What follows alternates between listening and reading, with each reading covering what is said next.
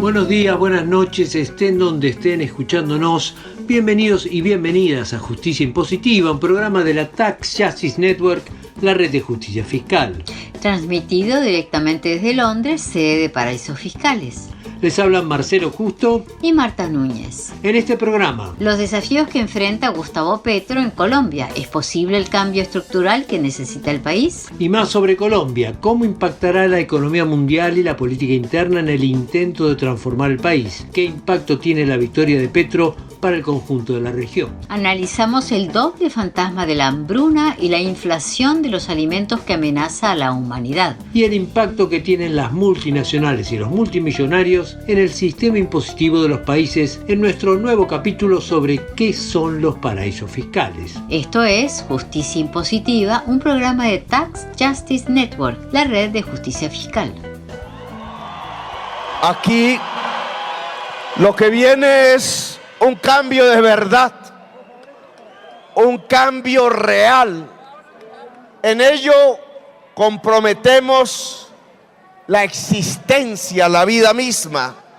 El presidente electo Gustavo Petro y su historia, convirtiéndose en el primer presidente de la izquierda de su país, acompañado en su fórmula por una mujer de color y origen humilde, en un país que hace décadas está dominado por las élites. Ahora le toca lo más difícil, concretar ese cambio de verdad que prometió en el discurso la noche en que se anunció su histórica victoria.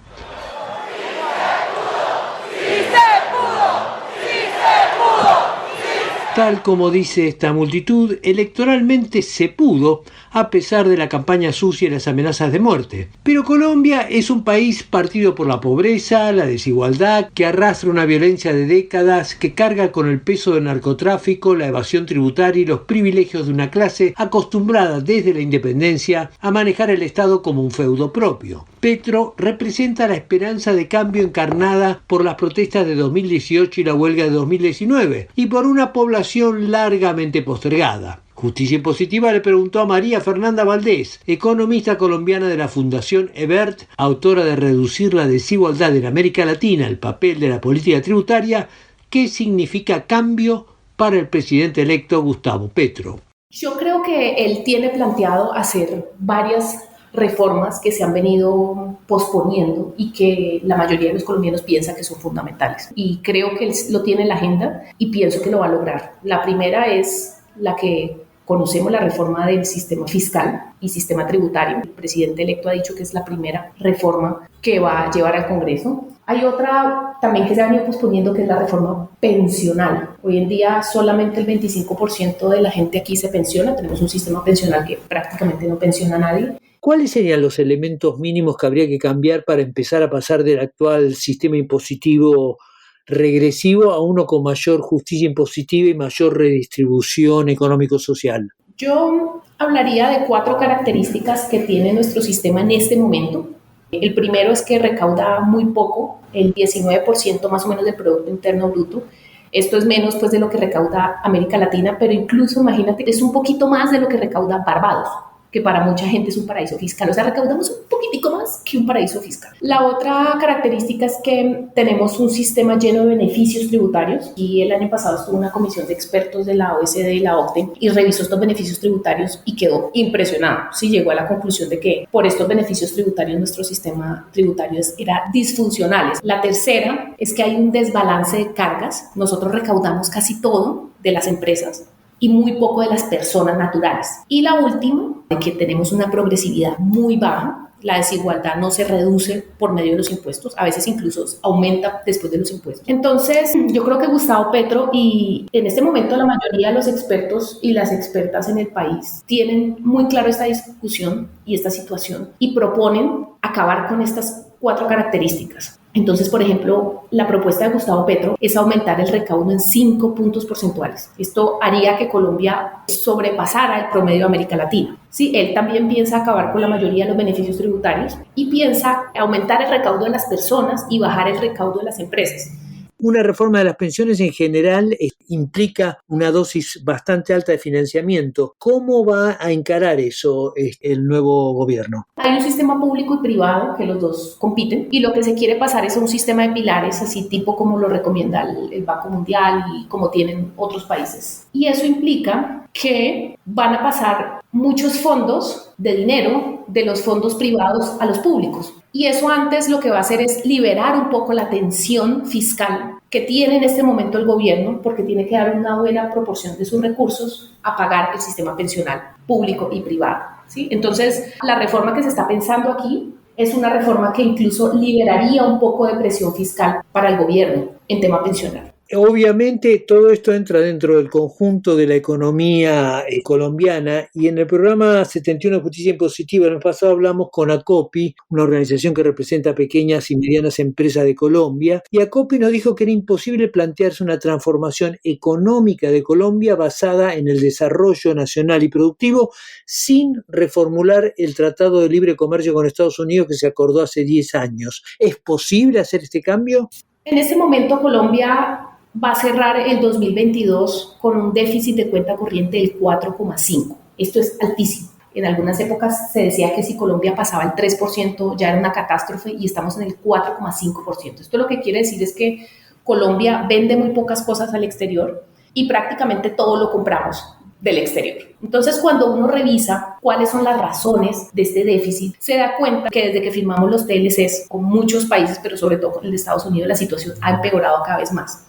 Y cuando se ha hecho los análisis de los resultados de los TLCs y el TLC con Estados Unidos se muestran que los resultados han sido desastrosos. Entonces, por eso, no solamente ACOPI habla de la revisión de los TLCs, sino que la revisión de los TLCs estuvo en el centro de la contienda electoral. Aquí prácticamente todos los candidatos hablaron de la necesidad de al menos revisarlo, al menos considerar revisarlo, porque el tema comercial en Colombia preocupa muchísimo. Y el presidente electo fue uno de los candidatos que dijo que se necesitaban renegociar en la medida de lo posible, porque eso es un tratado bilateral y hay que ver si la otra contraparte está dispuesta a hacer esa renegociación. Entonces yo creo que entramos en una fase de muy buenas relaciones con Estados Unidos y de pronto este tema comercial puede que se discuta. Veo un alto chance de que eso pase. María Fernanda Valdés, economista colombiana de la Fundación Ebert, autora de Reducir la desigualdad en América Latina, el papel de la política tributaria.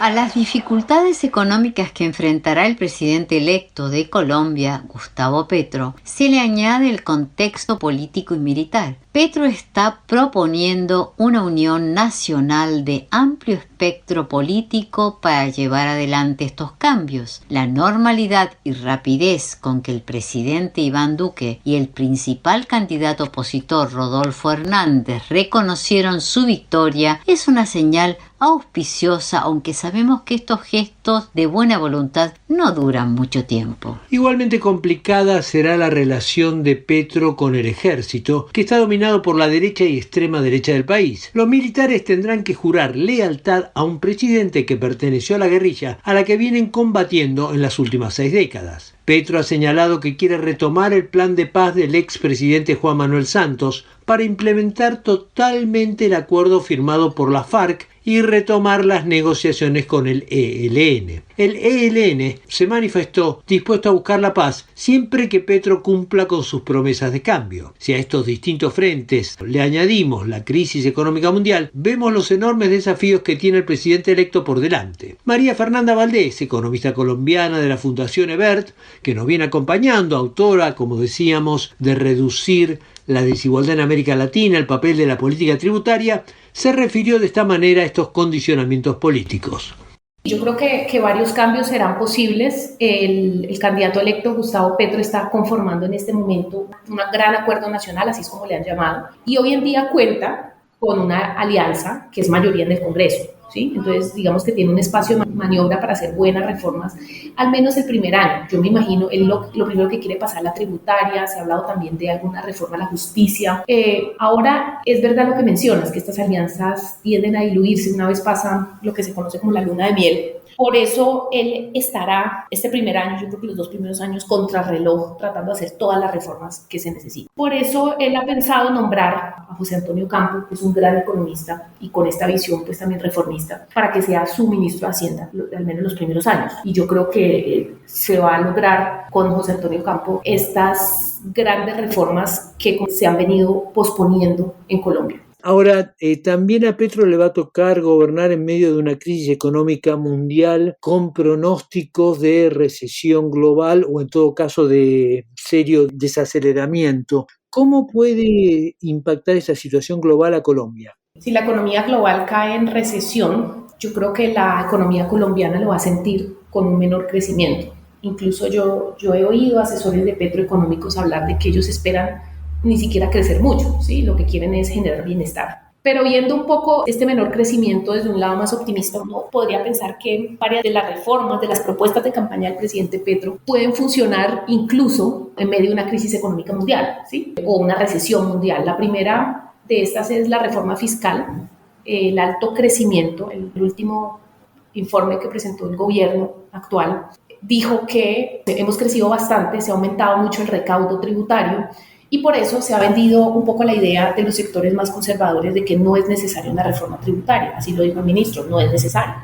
Pero ahora, con un crecimiento menor, pues va a quedar en evidencia que sí es necesaria una reforma tributaria. Entonces, uno de los pilares de las propuestas de Petro son más fáciles de pasar en menos de una situación económica complicada que de un momento de auge, ¿sí? Y la segunda es el tema de la transición hacia una economía no dependiente del petróleo, que es también otro de los pilares de las propuestas de Petro. Y aquí pasa que la desaceleración mundial tiende a bajar el precio del petróleo, y eso haría más fácil la discusión sobre el fin del extractivismo en Colombia. Entonces, bueno, mirándolo como del lado positivo, varias de las propuestas de Petro podrían funcionar incluso en medio de una recesión global.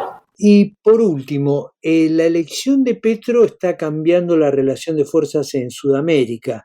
Digamos, si uno compara esto, el panorama actual con lo que pasaba hace 3 años teníamos a Mauricio Macri en Argentina, a la golpista Yáñez en Bolivia, a Piñera en Chile, y de este combo conservador, en el que también estaba obviamente Colombia y Ecuador, solo queda Ecuador todavía, actores así protagonistas, solo queda Bolsonaro. En Brasil hay elecciones en octubre que muestran a Lula como favorito. ¿Cómo impacta Petro en este nuevo panorama subregional? ¿Cómo impacta este nuevo panorama subregional en la presidencia de alguien como Petro? Y de últimas, si realmente todo esto también permite llevar a cabo adelante políticas coordinadas para luchar tanto frente a la crisis mundial como a fenómenos como la evasión fiscal, que requiere mucha coordinación, o para impulsar una estrategia alternativa de desarrollo en la cual la misma Sudamérica esté más involucrada como región. Yo estoy segura que con esa elección comienza una nueva era de integración en América Latina, y será de cierta forma diferente a la integración que vimos a principios del año 2000, ¿no? Porque esta vez el centro de la discusión va a girar en torno a otros temas, por ejemplo el modelo de desarrollo, modelos de desarrollo mucho más limpios y verdes, de verdaderas reformas fiscales. Aquí con Boric en Chile, yo creo que ellos van a liderar este tema de las reformas fiscales progresistas, como ya se empieza a notar pues en las discusiones, porque el extractivismo, o lo que se conocía como el neoextractivismo, fue vital en los gobiernos de izquierda de los años 2000, ¿no? En esa época, pues la apuesta, por ejemplo, Argentina, Brasil fue la soya, el Ecuador, Bolivia, Venezuela, los minerales, y hoy la apuesta es otro, mucho más acertada, mucho más pensando en el futuro, en las discusiones más modernas. Entonces yo veo de que va a comenzar una nueva integración en América Latina, y el tema tributario y el tema de modelo de desarrollo libre de extractivismo va a ser central. María Fernanda Valdés, economista colombiana de la Fundación Ebert, autora de Reducir la desigualdad en América Latina, el papel de la política tributaria. Global hunger levels are at a new high. In just 2 years, the number of severely food insecure people has doubled. La advertencia en mayo del secretario general de la ONU, Antonio Guterres, es clara. El mundo enfrenta una hambruna y una crisis de seguridad alimentaria que puede durar años. Según la FAO, la Organización Mundial de la ONU para la Alimentación y la Agricultura, 193 millones de personas en 53 países enfrentaron crisis alimentarias en 2021. El panorama empeoró con la inflación mundial de los precios de alimentos, que alcanzó este año su máximo histórico a raíz de la guerra entre Rusia y Ucrania. Rusia y Ucrania son grandes productores de trigo, fertilizantes y aceites vegetales que impactan en la cadena alimenticia. El conflicto bélico complicó y hasta paralizó parte del suministro global, disparando los precios por la menor oferta mundial de estos productos esenciales. Pero además el mundo viene de una pandemia que no ha terminado del todo y sufre sequías a nivel global y devastadores fenómenos climáticos. A fines del 2020, los huracanes ETA y Iota destruyeron 200.000 hectáreas de cultivos en Nicaragua, Honduras, Guatemala y El Salvador. Según la FAO, Centroamérica es la región de América Latina con mayores niveles de inseguridad alimentaria. Justicia Impositiva habló con Oscar Ugarteche, autor de más de 20 libros sobre la economía latinoamericana y mundial y director de OVELA, el Observatorio Económico Latinoamericano. Comenzamos por preguntarle si va a haber hambruna a nivel mundial. Yo creo que la sequía que comenzó el año 2019 va a afectar efectivamente el mercado alimenticio y probablemente hayan partes del mundo donde la producción alimenticia se caiga. El alza del precio de los alimentos se mantenga con un ritmo de inflación seguramente relativamente alto. Pero eso es distinto de una hambruna en el sentido de Biafra en los años 60. O sea, de que no haya alimentos. Yo creo que eso no va a pasar. Va a haber alimentos, lo que va a ser más caro. Eso sí va a pasar. Va a haber menos oferta de alimentos. Ahora, y en cuanto a América Latina, porque precisamente la FAO habló el año pasado de que Centroamérica en particular era un lugar donde estaba la situación muy crítica. Es que Centroamérica tiene varios problemas, pues, ¿no? Primero tiene el problema de la sequía, que es un problema que afecta a México, que afecta a Estados Unidos, pero también afecta a la costa pacífica, toda la costa pacífica. Ya no hablemos del Mediterráneo, de Europa, el norte de África, etcétera, ¿no? En Centroamérica el impacto de la sequía es serio, pero después tienes un problema de despoblación del campo, un problema ahí de migración masiva. Yo diría que por miedo. Y tienes un segundo problema de migración masiva, que es que cuando la población joven se va como fuerza de trabajo no calificada de Estados Unidos, la fuerza de trabajo joven del campo desaparece y entonces el campo se deja de trabajar, con lo cual la oferta alimenticia de los países comienza a bajar. Son problemas que Centroamérica está comenzando a sentir seriamente, porque además es una región con una población muy pequeña y donde la migración es muy grande. En particular Honduras y Guatemala, la migración es gigantesca. Y no hay migración de regreso, o sea, la migración es de ida, no vuelven. Pues en El Salvador hay una cierta migración de vuelta, pero en Guatemala y Honduras no hay. Y eso tiene costos, pues. O sea que no es solamente el tema de la sequía y ciertamente no es el tema de la guerra, ni hablar.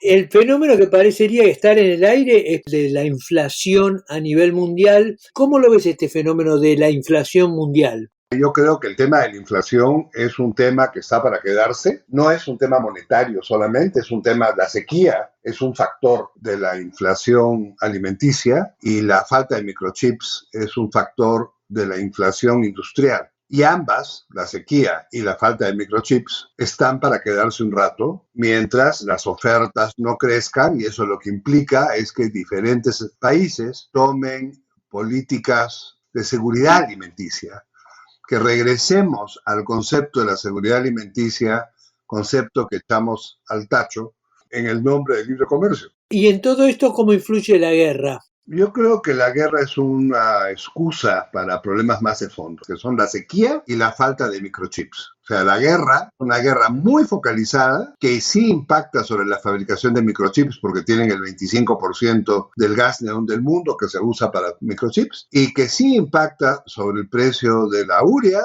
pero no es que sea el íntegro ni la mayor parte del mercado de urea del mundo. Entonces, yo creo que los medios occidentales están usando la guerra como un biombo para tapar los problemas de fondo, que son mucho más serios, que son la sequía y la falta de microchips. el alza del precio de los microchips alza el precio de todos los productos industriales, sean de consumo doméstico o de consumo industrial. El tercer elemento que está para quedarse es el del precio de los combustibles. El precio de los combustibles en Occidente está afectado por las sanciones económicas que le han puesto a Rusia. En Oriente, Rusia vende la energía a $70 barril y no a 100. O sea, con 30% de descuento. Y lo vende en su propia moneda. Entonces, Oriente no tiene un problema de inflación. Quien tiene el problema de inflación es Occidente. Pero hoy día, el crecimiento económico gira en torno a Oriente, no en torno a Occidente. Y el comercio internacional tiene el polo en el Océano Pacífico y no en el Atlántico. Entonces, ya no es el caso de decir que el impacto de las sanciones de la guerra impactan sobre el universo. No impactan sobre el universo. Impactan sobre Europa. Y hay un efecto rezagado, sí, sobre el resto del mundo, pero el gran impactado es Europa. Y en segundo lugar, el gran impactado es Estados Unidos. Normalmente en todas estas crisis hay beneficiarios y perjudicados. ¿Quiénes son acá los beneficiarios y los perjudicados? Bueno, aquí los grandes beneficiarios son los orientales. China está ganando posiciones, está ganando mercados energéticos, está ganando como centro de comercio internacional, está copiando energía, está copiando petróleo, está copiando trigo, y entonces no tiene problemas de inflación y puede bajar la tasa de interés cuando Occidente la sube. Y en Occidente los beneficiarios son los traders, que tienen unos márgenes brutales de ganancia. Óscar Ugarteche, autor de más de 20 libros sobre la economía latinoamericana y mundial y director de OVELA, el Observatorio Económico Latinoamericano. Los impuestos son el precio que pagamos por vivir en un sistema civilizado. La famosa frase del juez Oliver Wendell Holmes Jr., uno de los más influyentes juristas de los Estados Unidos, sigue tan vigente como cuando la pronunció hace un siglo. Sin impuestos no habría educación, justicia, seguridad, ni habría puertos, carreteras y medios para el desarrollo económico. Y sin embargo, en América Latina la percepción es que vivimos aplastados por una montaña de impuestos que no sirven más que para alimentar la corrupción de la política. El mito está alimentado por los grandes medios y las corporaciones que financian con sus anuncios la circulación de noticias en diarios, canales de televisión, radios y otros medios. Como todo mito, contiene una dosis de verdad y una enorme distorsión. El sistema impositivo en América Latina es inequitativo. Se basa en gran medida en impuestos al consumo, impuestos que todos pagamos, seamos ricos o pobres. En este sentido, sí, mucha gente de bajos ingresos o de ingresos ajustados se enfrentan a una montaña impositiva que termina produciendo un rechazo a los impuestos en sí mismos. Sucede en prácticamente toda América Latina, y con este argumento se justifica la evasión fiscal, algo que sirve más que todo a los ricos y a las empresas. Tax Justice Network coincide en que la mayoría de los sistemas impositivos del mundo son injustos, pero piensa que lo que se necesita es construir un sistema impositivo equitativo. ¿Qué es un sistema impositivo equitativo? Un sistema en el que más tiene paga más, el que tiene menos paga menos y el que no tiene nada no paga nada. Como decíamos, estos impuestos son el precio de la civilización, lo que pagamos para tener acceso a bienes básicos como la justicia y la seguridad, la educación y la salud, jubilaciones y seguridad social. Estos servicios requieren financiamiento que se consigue con la recaudación impositiva o endeudándose. Y acá llegamos a un punto clave que trataremos en este quinto capítulo de nuestra breve introducción a la miniserie ¿Qué son los paraísos fiscales? ¿Qué pasa cuando los que más tienen, las grandes corporaciones financieras, digitales o productivas, los multimillonarios, no pagan lo que deben gracias a la evasión fiscal que les facilitan los grandes estudios contables y bufetes de abogados usando la ruta de los paraísos fiscales? ¿Qué impacto tiene esto en el sistema tributario mismo? Es decir, en la capacidad del Estado de financiar su inversión social y económica, y también qué impacto tiene en toda la población. Es lo que le preguntó Justicia Impositiva a Martín Mangas, investigador de finanzas públicas de la Universidad Nacional de General Sarmiento en Argentina.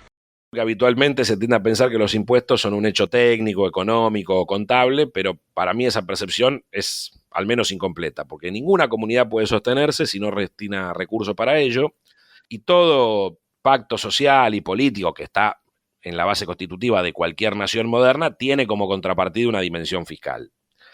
Además de la función fiscal o recaudatoria que tienen los impuestos para financiar los gastos generales del Estado, tienen otros objetivos, llamémosle extrafiscales, como pueden ser la regulación económica, el fomento al desarrollo económico y la distribución del ingreso. Y en ese plano, en el plano de la distribución del ingreso, en América Latina ese papel está un poco desdibujado, porque en la mayoría de los países de esta zona del mundo la recaudación tributaria se basa en una proporción muy alta, más del 50% en impuestos indirectos, regresivos, que terminan generando una situación donde los 4 deciles de menores ingresos soportan una carga fiscal que es mayor a su participación en el ingreso nacional. Y para esto se dan dos fenómenos. La característica de los sistemas tributarios latinoamericanos es que tienen una alta proporción de impuestos indirectos regresivos, y la otra es que tienen una alta evasión fiscal, facilitada por la existencia de guardias fiscales, y entonces lo que eso genera es que la proporción de impuestos progresivos, es decir, a la renta, a las ganancias y al patrimonio que tributan las corporaciones y sus accionistas, sea muy inferior a lo que deberían tributar en función de su participación en el ingreso nacional. Es decir,